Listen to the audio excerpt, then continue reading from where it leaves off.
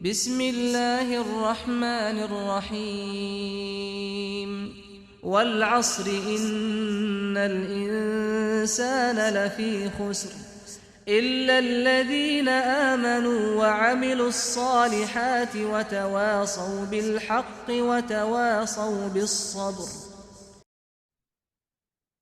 بسم الله الرحمن الرحيم الحمد لله رب العالمين والصلاة والسلام على أشرف المرسلين سيد الأولين والآخرين سيدنا وحبيبنا وشفيعنا ونبينا ومولانا محمد وعلى آله وصحبه أجمعين ورضي الله تبارك وتعالى من قطب العارفين والمصديقين مولانا أبو العباس أحمد بن محمد التجاني وخلفائه المهتدين وأهل طريقة الفائزين الرابحين وجميع المسلمين آمين يا رب العالمين أما بعد. Donc, après avoir formulé les louanges à Allah subhanahu wa ta'ala et dressé les prières et salutations sur le nom prophète Sayyidina Muhammad sallallahu alayhi wa sallam. Donc, Inch'Allah ta'ala, donc aujourd'hui, on va voir la sourate Al-Asr, c'est la sourate numéro 103.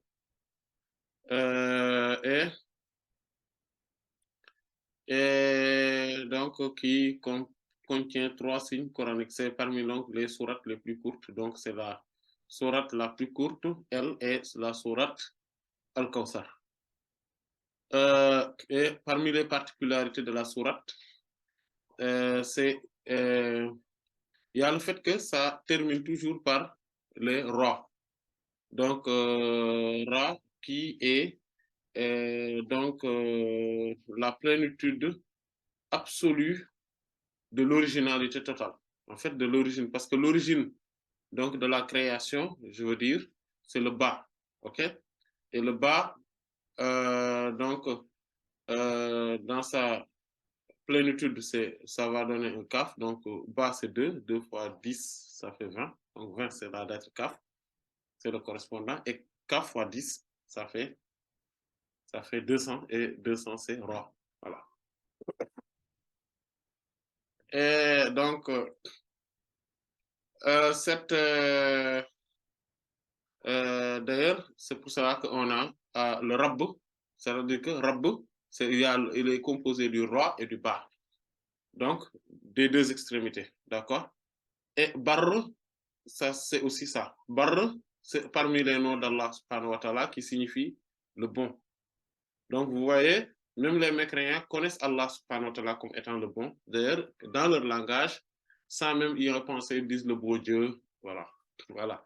Qu'Allah est donc dans la plénitude de la bonté. Ça, c'est Al-Barr. Et Rabb, c'est le Seigneur responsable de l'évolution donc des créatures. Donc, c'est ça, Rabb. Et donc, c'est ces deux extrémités-là.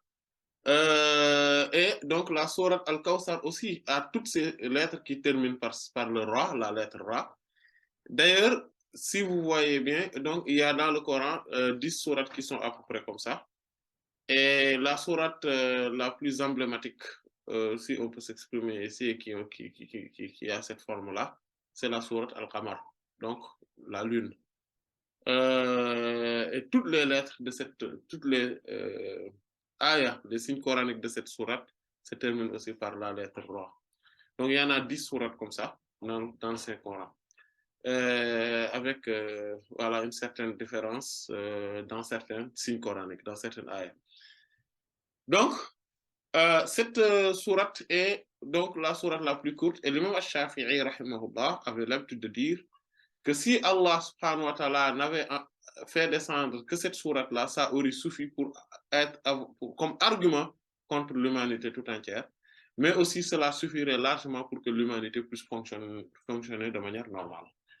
Donc, cela montre combien c'est important. Al-Asr, donc si vous voyez le 103, donc le 103, la 103e position, plus le numéro 3, donc ça fait 106. Donc 3 signes coraniques. Et 106, c'est Allahumma. Donc vous voyez aussi pourquoi ça renvoie aussi à Allah, à la divinité absolue. Donc à l'interpellation d'Allah subhanahu wa ta'ala. Et vous voyez, donc c'est important. Quand on regarde bien cette sourate, on va remarquer que Al-Asr signifie plusieurs choses. La première signification de Al-Asr, c'est l'époque. Donc, il parle de l'époque du prophète sallallahu alayhi wa sallam en jurant par Al-Asr. Donc, c'est-à-dire que jure par l'époque du prophète sallallahu alayhi wa sallam, qui est l'époque la plus importante, l'époque la plus bénie à cause de celui qui a foulé la terre dans cette époque-là, sallallahu alayhi wa sallam. Celui dont la respiration, donc de l'inspiration, l'expiration, donc de l'air de cette époque-là, a mis de la baraka, de la bénédiction dans l'univers tout entier, dans ce monde-là. Et jusqu'à aujourd'hui, nous continuons à bénéficier donc de cette air qui se renouvelle, mais qui est mélangée des particules de l'expiration et de l'inspiration du prophète, sallallahu alayhi wa sallam. Et jusqu'à la fin des temps, nous continuerons à en bénéficier. Donc, ce qui fait que l'époque, le temps du prophète, sallallahu alayhi wa sallam, est un temps qui est continu. Et donc, l'époque du prophète sallam est une époque donc continue. Et donc, plus on s'approche de l'époque du prophète sallallahu alayhi wa sallam, dans le temps, plus il y a de la bénédiction, comme le prophète lui-même l'a dit, sallallahu alayhi wa sallam, dans le hadith de Sayyidina Abu Huraira, radiyallahu anhu, qui est dans les deux Sahih, où il dit khayrul quruni qarni, thumma alladhina yalunahum, thumma alladhina yalunahum. Donc, la meilleure des générations est la mienne. Donc, le meilleur siècle, c'est le mien. Puis, ceux qui vont venir après. Donc, le siècle de ceux qui viennent après. Puis, le siècle de ceux qui viennent donc après. Et donc, vous voyez, à cause de ça, on voit que plus on s'approche donc de l'époque du prophète sallallahu alayhi wa sallam, on est dans une meilleure époque. Cependant, ça c'est d'un volet. Mais d'un autre volet, le prophète sallallahu alayhi wa sallam a beaucoup parlé de la bienfaisance et des grâces d'Allah subhanahu wa ta'ala et des faveurs divines qui existent dans les époques les plus lointaines, en disant que si on paye, c'est-à-dire si Allah subhanahu wa ta'ala récompense plutôt donc une personne de son époque une récompense pour un geste, il va récompenser 50 fois pour ceux qui sont à la fin des temps, donc qui sont plus lointains. Pourquoi? Il dit parce que vous avez des gens qui vous soutiennent dans la bonté alors qu'eux, ils ne l'auront pas. Donc, plus le temps passe, effectivement, donc plus on a aussi des bénéfices. Et il y a des actes d'adoration. Donc, si on le fait, on bénéficie de l'acte d'adoration des premiers, des devanciers. Donc, ce qui veut dire que plus on vient après dans le temps, plus on bénéficie donc de l'acte donc des devanciers, etc. Donc, à partir de ce moment-là, et tout cela est acquis à cause de la baraka, de la bénédiction qui existe dans l'époque du prophète sallallahu alayhi wa sallam. Et donc, dans le temps, de manière générale, donc Al-Asr aussi appelé le temps. Al-Asr, c'est aussi l'heure de la prière connue comme étant donc Al-Salat al-Wusta. Donc, selon l'écrasante majorité des savants, donc quand Allah subhanahu wa ta'ala parle de cette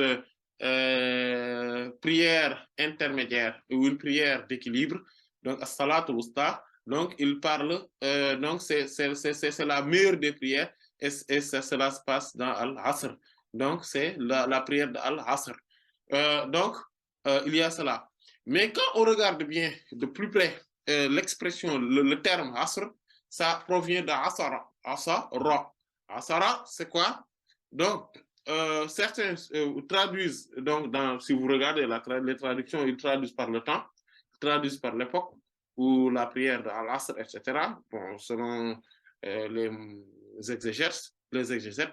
Mais en réalité, si on regarde bien le mot, le terme Asr, ça provient d'Asara.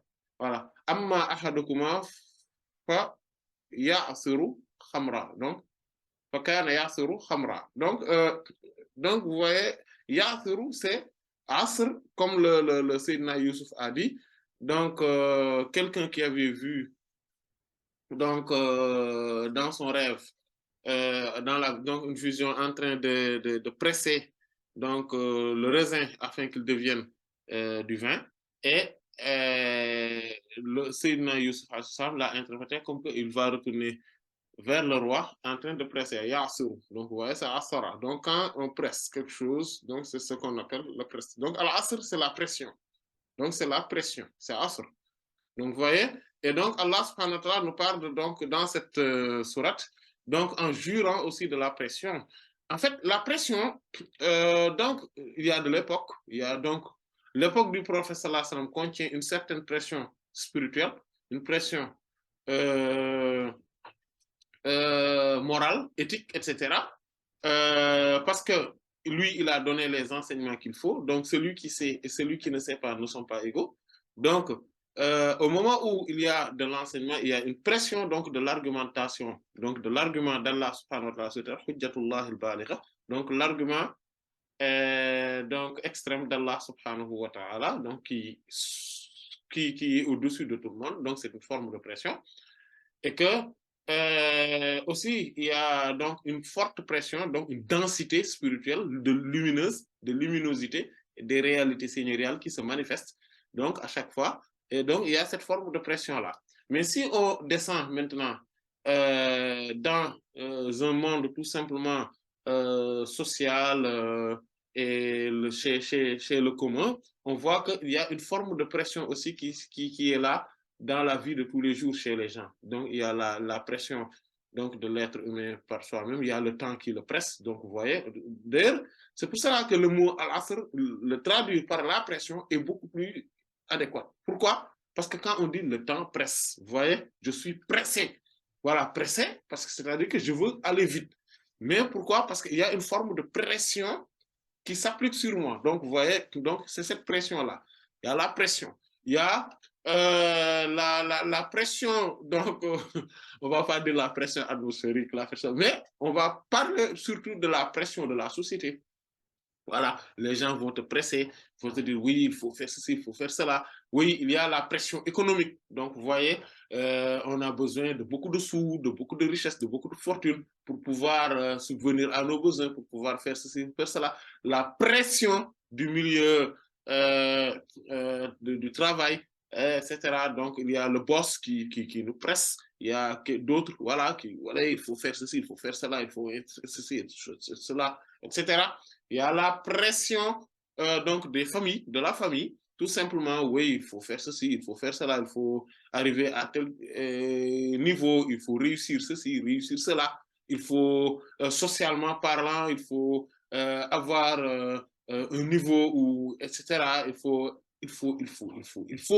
Donc, c'est cette pression-là. Il y a la pression donc, de l'actualité. Donc, l'actualité, il y a toujours la multitude donc des informations qui voilà, viennent de partout. Donc, il y a toutes ces formes de pression-là. Et donc, la pression dans la tête. Donc, psychologiquement, les gens sont sous pression aussi. Et Allah subhanahu wa ta'ala jure donc sur cette pression-là. Wallah, je jure par cette pression. Vous voyez, la pression. Voilà, le temps. Parce que tout se passe dans le temps et dans l'espace. À partir de ce moment-là, la pression donc, du temps, donc la pression s'applique dans le temps. Voilà. Et quelqu'un qui est décontracté, qui lui s'est mis au-dessus de tout ça, de la mêlée, lui, il n'a pas cette pression-là. Voilà, il vit tranquillement, il est tranquille, les gens l'envient parce que tout simplement, lui, il est en dehors de tout ça, il n'est pas pressé, il n'est pas pressé, c'est-à-dire, il n'y a rien qui le met en pression. Il n'accepte pas la pression. Voilà, il accepte que la pression d'Allah sur lui. Autrement, il n'accepte aucune autre pression. Voilà. Et si on vit en société souvent et qu'on est attaché, on a attaché le cœur à ce bas monde-là ou à la société, toujours on subit des pressions de la part des autres. Les gens vont avoir leurs problèmes, leurs propres soucis, leurs propres considérations sociologiques, psychologiques, économiques, politiques, etc. Et ils vont vouloir que toi, tu vives cette pression-là, que eux, ils vivent. Et non, ce n'est pas ton problème en fait. Il ne faut pas accepter ça. Il ne faut pas l'accepter. Voilà. Il faut, la seule pression qu'il faut accepter, c'est celle d'Allah. Voilà. Et ainsi, on vit tranquillement. On vit heureux avec un apaisement, une quiétude, une sérénité. Voilà. Un bonheur. Voilà, c'est comme ça. Et donc, Allah jure donc, après Bismillah ar-Rahman ar-Rahim, par Wal Asr. Donc, vous voyez, toute cette pression-là, Allah l'a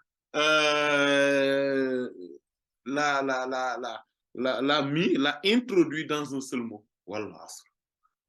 Je jure, par la pression. Par la pression. Voilà. Donc, la pression du temps, la pression de l'époque, la pression donc, donc, c'est-à-dire qu'il nous dit, il faut faire la prière. Il est l'heure de la prière, il faut faire la prière. Il ne faut pas sortir des horaires légaux de la prière. Voilà. Donc, il y a cela. Donc, il y a aussi Allah subhanahu wa ta'ala qui nous dit, voilà, donc il faut donner la zakat, il faut faire le hajj, il faut faire ceci, faire cela, ceci est licite, ceci est illicite. Donc, tout cela, c'est donc voilà, la pression. Voilà, la pression d'Allah subhanahu wa ta'ala. C'est ce qu'il faut accepter. Sauf, mais il ne faut pas accepter les autres pressions. Donc, et il jure pourtant par rapport à toutes ces formes de pression. Il dit, Innal insana, certes, l'être humain, la fille khusr, je jure qu'il est dans la perdition.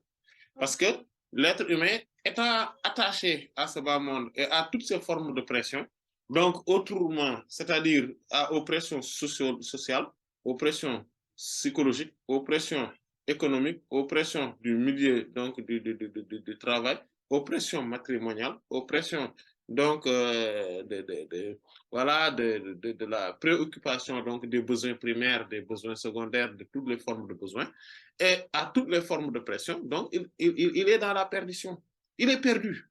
L'être humain est dans la perdition.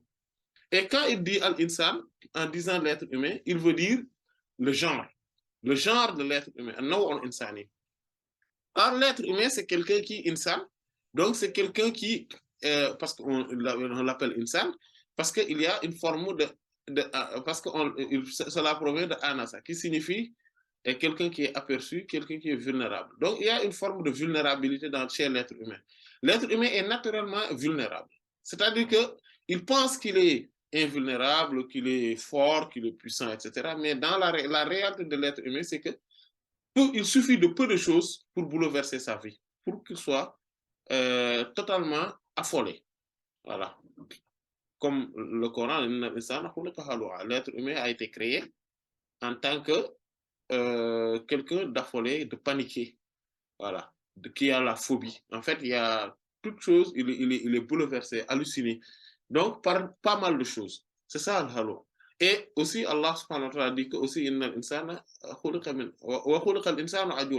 humain aussi a été créé donc en tant que quelqu'un qui est pressé. Voilà. Voilà. Voilà. Donc, qui est pressé, c'est-à-dire qui s'empresse dans toute chose, qui veut, voilà, qui n'accepte pas de patienter, d'endurer. C'est difficile pour lui. Il faudrait faire beaucoup d'efforts pour cela. Et aussi, l'être humain aussi a été créé comme tu as fait. L'être humain est créé aussi en tant que quelqu'un qui est faible. Donc, tout ça, c'est le terme insan. Mais aussi, cela provient de Nassia, comme le professeur Hassan a dit, dans un hadith qui est dans le Sunan de l'imam Tirmizi, Nassia Adam, fa Nassia Zuriyata. Donc, Sayyidina Adam a oublié, et donc, sa communauté, sa descendance aussi oublie. Donc, parce que l'être humain oublie très rapidement, oublie très vite.